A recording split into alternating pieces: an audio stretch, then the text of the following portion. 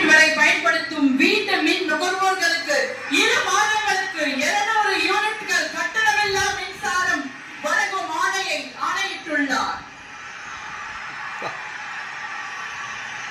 மாண்புமிகு தமிழ்நாடு முதலமைச்சர் அவர்கள் பெண்களின் பாதுகாப்பினை மேம்படுத்தும் பொருட்டு தடுப்பு மற்றும் பாதுகாப்பு யுத்திகளை முதன்மை மற்றும் ஒற்றை இலக்கை கொண்டு செயல்பட சிங்கப்பெண் சிறப்பு அதிரடி படையை உருவாக்குவதற்கு ஆணையிட்டுள்ளார்.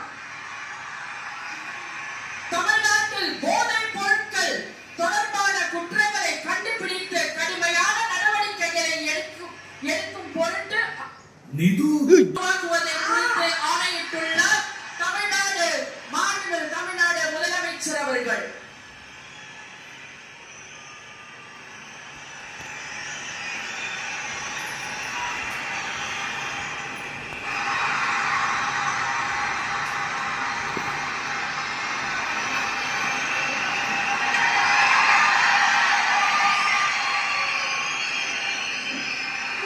We welcome the Honorable Chief Minister of Tamil Nadu to address the gathering. மாண்புமிகு தமிழ்நாடு முதலமைச்சர் அவர்கள் உங்கள் முன்னால் உரையாற்ற